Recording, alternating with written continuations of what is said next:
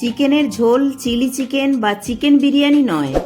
আজ আমি শেয়ার করব সবচেয়ে সহজ পদ্ধতিতে অল্প একটু গোবিন্দভোগ চাল দিয়ে চিকেনের সুস্বাদু একটি রেসিপি। তার জন্য নিয়েছি 500 গ্রাম চিকেন ও 200 গ্রাম গোবিন্দভোগ চাল। আর এই রান্নাটা সর্ষের তেলে করলেই খেতে বেশি ভালো লাগবে। তার জন্য কড়াই দিয়ে দিচ্ছি 3 চামচ সর্ষের তেল। তেল একটু গরম হয়ে গেলে ফোড়নে দিয়ে দিচ্ছি একটা তেজপাতা, 4টি ছোট এলাচ ও একটা বড় এলাচ মুখটা একটু থেতো করে দিলাম, 4টি লবঙ্গ, 3 টুকরো দারচিনি, 5টা গোটা গোলমরিচ। 30 থেকে 40 সেকেন্ড মিডিয়াম ফ্লেমে ফোড়নটাকে ভালো করে ভেজে নেব। ফোড়নটা ভালো করে ভাজা হয়ে গেলে এবার দিয়ে দিচ্ছি 2টো মিডিয়াম সাইজের পেঁয়াজ কুচি। পেঁয়াজ কুচিটাকে লো টু মিডিয়াম ফ্লেমে হালকা করে ভেজে নেব।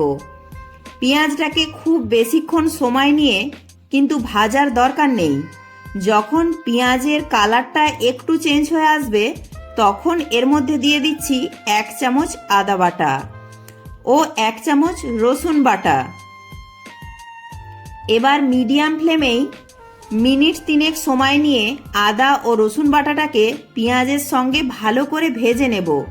আদা রসুন বাটাটা পেঁয়াজের সঙ্গে ভালো করে ভাজা হয়ে গেলে এর মধ্যে দিয়ে দিচ্ছি 500 গ্রাম ভালো করে ধুয়ে পরিষ্কার করে রাখা মুরগির মাংস। মাংসটা আমি হাড় সমেতই নিয়েছি আর মিডিয়াম সাইজের টুকরো করে কাটিয়ে নিয়েছি। আর এই রেসিপিটাতে মাংসর পিস কিন্তু খুব বড় রাখার দরকার নেই, আপনারা চাইলে এর থেকেও ছোট সাইজের টুকরো করেও কাটিয়ে নিতে পারেন। এবার আমি মিডিয়াম ফ্লেমে মিনিট 7-8 সময় নিয়ে মাংসটাকে ভালো করে কষিয়ে নেব। এবার এর মধ্যে দিয়ে দিচ্ছি 1 চামচ গোলমরিচের গুঁড়ো, 1/2 চামচ জায়ফল গুঁড়ো, 1/2 চামচ জয়িত্রী গুঁড়ো, 1 চামচ জিরে গুঁড়ো, 1 চামচ ধনে গুঁড়ো, 1/2 চামচ ঝাল লঙ্কার গুঁড়ো ও স্বাদ অনুযায়ী লবণ। জায়ফলের গুঁড়ো কিন্তু খুব বেশি ব্যবহার করবেন না, তাহলে একটু তেতো ভাব চলে আসতে পারে। ভালো করে এবার সমস্ত মশলা দিয়ে মাংসটাকে কষিয়ে নেব। আজ আমি বানাচ্ছি চিকেন তেহারি। আর এই চিকেন তেহারি বানাতে কিন্তু খুব একটা মশলার দরকার পড়ে না, তবে এই সমস্ত মশলা অবশ্যই ব্যবহার করতে হবে যাতে তেহারির স্বাদ হবে অতুলনীয়।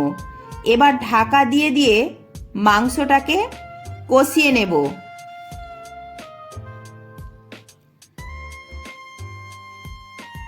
আর ঢাকা দিয়ে দিয়ে ফ্লেমটা মিডিয়ামে রেখে মাংসটাকে কষালে মাংসটা তাড়াতাড়ি সুসিদ্ধ হয়ে যাবে। দেখুন, ঢাকা দিয়ে রান্না করার জন্য মাংস থেকে বেশ অনেকটাই জল বেরিয়েছে। আলাদা করে জল দিয়ে কিন্তু আর মাংসটাকে সেদ্ধ করব না, এই জলেতেই মাংসটা সুসিদ্ধ হয়ে যাবে।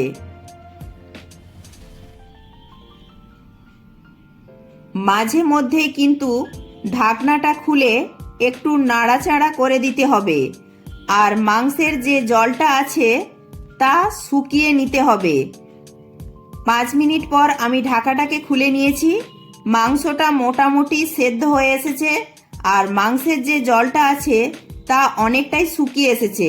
এবার আমি দিচ্ছি 2 টেবিল চামচ জল ঝরানো টক দই, একটু ফেটিয়ে নিয়েছিলাম তারপর দিলাম। এবার টক দইটাকেও আমি ভালো করে চিকেনের সঙ্গে মিশিয়ে নেব। টক দইটা দিয়ে ভালো মতো মেশানো হয়ে গেলে আবারও ঢাকা দিয়ে মাংসটাকে সেদ্ধ করে নেব। মাংসটা সেদ্ধ হতে হতে চালটা ধুয়ে নেব। এবার একটা পাত্রে নিয়ে নিচ্ছি 1 কাপ গোবিন্দভোগ চাল অর্থাৎ 200 গ্রাম। আমি চিকেন নিয়েছি 500 গ্রাম আর চাল নিয়েছি 200 গ্রাম।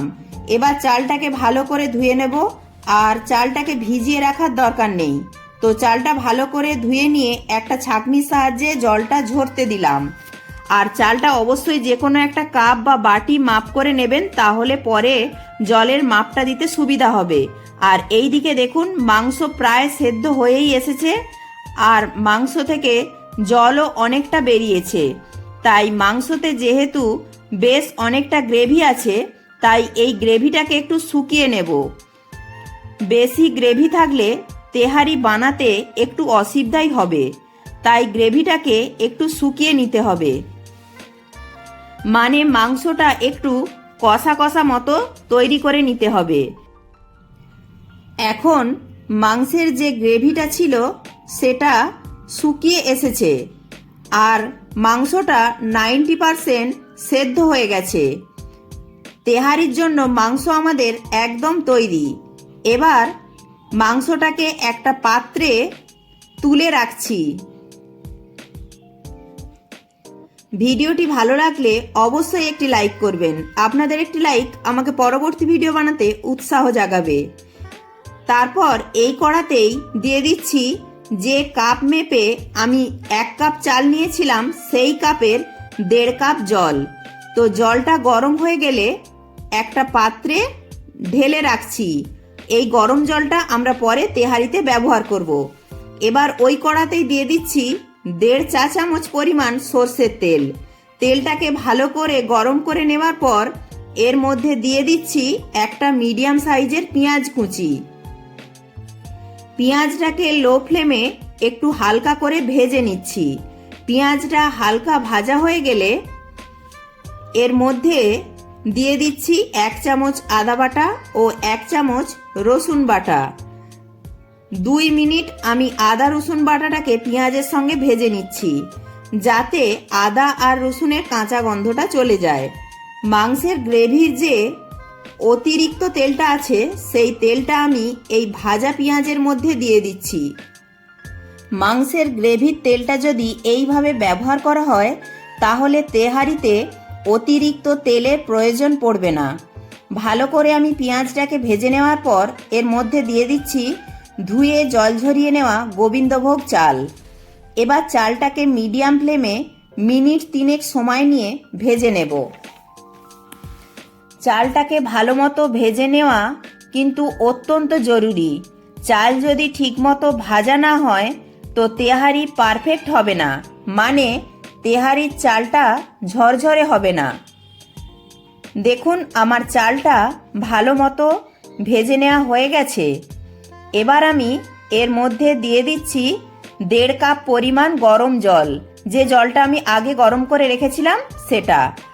আর দিচ্ছি 1/2 কাপ পরিমাণে ফুটিয়ে নেওয়া লিকুইড দুধ।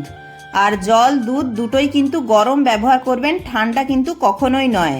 যেহেতু আমি 1 কাপ পরিমাণ চাল ব্যবহার করেছিলাম, তাই জল ও দুধ মিলিয়ে 2 কাপ দিলাম। আর দিলাম স্বাদ অনুযায়ী লবণ। আপনারা যে কাপ বা বাটি মাপ করে চাল নেবেন, সেটা মেপেই কিন্তু জল আর দুধটা ব্যবহার করবেন। 1 কাপ চাল হলে ডবল পরিমাণে জল ও দুধ মিশিয়ে নিতে হবে। এবার ঢাকা দিয়ে লো ফ্লেমে চালটাকে ফুটিয়ে নিয়েছি। এখানে চালটা এখন 50% মতো সেদ্ধ হয়ে গেছে, দেখুন। এবার ভালো করে একবার নেড়ে চেড়ে দিয়ে এতে দিয়ে দিচ্ছি 5টা চেরা কাঁচা লঙ্কা। এতে করে কাঁচা লঙ্কার ফ্লেভারটা খুবই ভালো আসবে। এবার আগে থেকে কষিয়ে রাখা মাংসটা দিয়ে দিচ্ছি। এবার মাংসটাকে দিয়ে চালটার সঙ্গে ভালো করে মিশিয়ে দেব। গ্যাসের ফ্লেমটা কিন্তু লোতেই রাখতে হবে। মাংসটাকে ভালো করে ভাতের সঙ্গে মেশানো হয়ে গেলে এবার ঢাকা দিয়ে গ্যাসের ফ্লেমটা লোতে রেখে দমে বসিয়ে রাখবো 5 মিনিট। 5 মিনিট পর ঢাকাটাকে খুলে নিলাম। এবার দিচ্ছি 1 চামচ কেওড়া ওয়াটার। আপনারা চাইলে এখানে রোজ ওয়াটারও কিন্তু ব্যবহার করতে পারেন। তো কেওড়া ওয়াটারটা দিয়ে একটু নেড়ে চেড়ে মিশিয়ে নিয়ে আবারও ঢাকা দিয়ে 5 মিনিট লো ফ্লেমে দমে বসিয়ে রাখবো। 5 মিনিট পর আমি গ্যাসের ফ্লেমটাকে বন্ধ করে দিলাম। আমাদের তেহারি কিন্তু মোটামুটি তৈরি হয়ে গেছে। এবার শেষে 1 চামচ ঘি দিয়ে সব কিছু একসঙ্গে আবারও একটু নেড়ে চেড়ে মিশিয়ে নিচ্ছি। আর শেষে একটু ঘি দিলে কিন্তু তেহারির খুব সুন্দর একটা গন্ধ হয়। বিরিয়ানির মতো মনে হলেও এটা কিন্তু বিরিয়ানি নয়, চিকেন তেহারি। বিরিয়ানির মতো এত তেল মশলার প্রয়োজন হয় না, অল্প উপকরণে খুবই সুস্বাদু একটা রেসিপি। আবারও ঢাকা দিয়ে 5 মিনিট এভাবেই রেখে দিয়েছিলাম। 5 মিনিট পর দেখুন তেহারি কিন্তু এখন আমাদের একদম তৈরি। তাহলে না বিরিয়ানি না পোলাও, তৈরি হয়ে গেল চিকেন তেহারি। আর চিকেন তেহারি কতটা যে ঝরঝরে হয়েছে তা তো দেখেই বুঝতেই পারছেন। বিরিয়ানি পোলাও বানিয়ে বাড়িতে যতটা প্রশংসা পেয়েছেন তার থেকেও কিন্তু এই রেসিপিটা বানিয়ে প্রশংসা অনেক বেশি পাবেন, এটুকু গ্যারান্টি দিতে পারি।